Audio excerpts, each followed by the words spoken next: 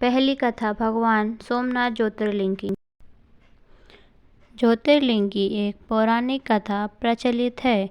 कथा के अनुसार राजा दक्ष ने अपनी 27 कन्याओं का विवाह चंद्रदेव से किया था।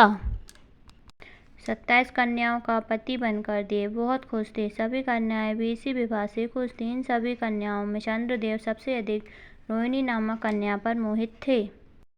जब यह बात दक्ष को मालूम हुई तो उन्होंने चंद्रदेव को समझाया, लेकिन कोई लाभ नहीं हुआ।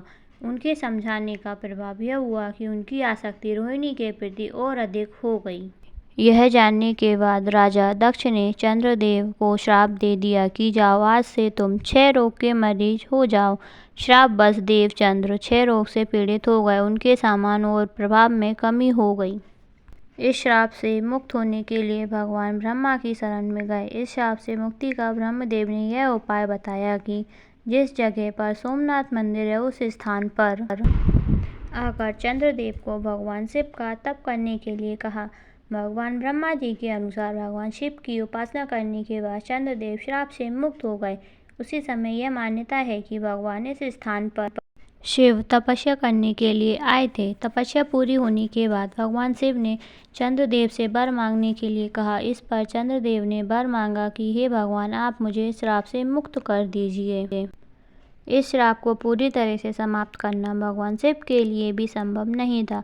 बीच का मार्ग निकाला गया कि एक माह में 2 पक्ष होते हैं, एक शुक्ल पक्ष और दूसरा कृष्ण पक्ष। एक पक्ष में उनका यह श्राप नहीं रहेगा, परंतु दूसरे पक्ष में श्राप से ग्रस्त रहेंगे।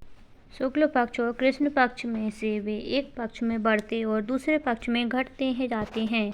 चंद्रदेव ने भगवान शिव की इस कृपा प्राप्त करने के लिए उन्हें धन्यवाद किया और स्तुति की।